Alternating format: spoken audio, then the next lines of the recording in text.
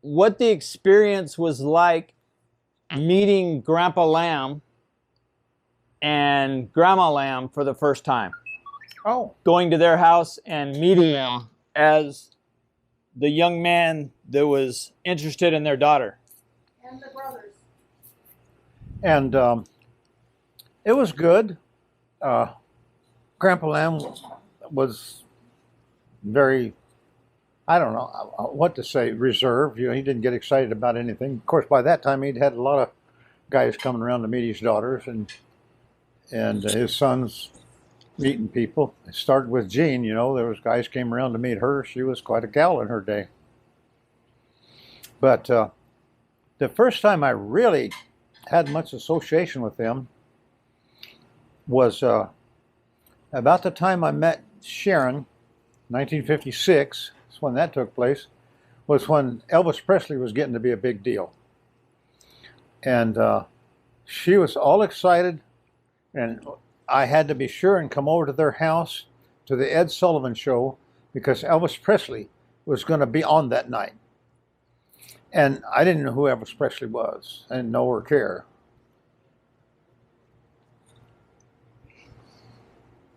Okay, carry on. Okay.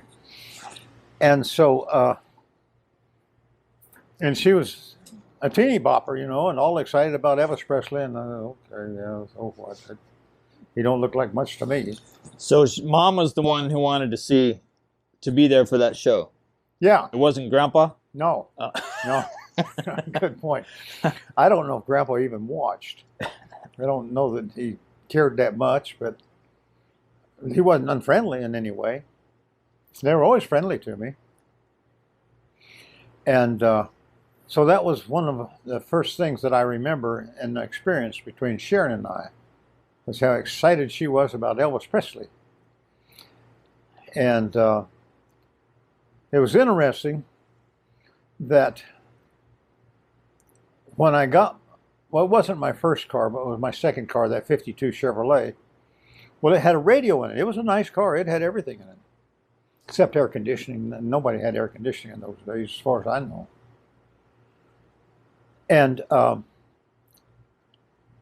I never turned it on. I didn't care what was on the radio. And when my friends would go for a ride with me, they'd turn on the radio and tune it to some station that they liked. And so I kind of got used to listening to the radio as I drive down the road. And then when they would get out, they wouldn't always turn it off. And so I kind of got used to listening to the radio as I drove down the road. And I found that there were certain stations that I liked better than others. And that's when I became more, I was a country music fan. It was all a bunch of noise to me. But those certain stations, they were playing country and western music, and that was better than the other stuff.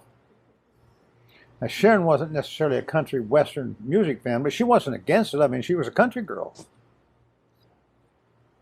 So that was an interesting thing that took place, and I became aware and have always since preferred country western music. Sometimes I'll tell people there's only two kinds of music, and that's country and western.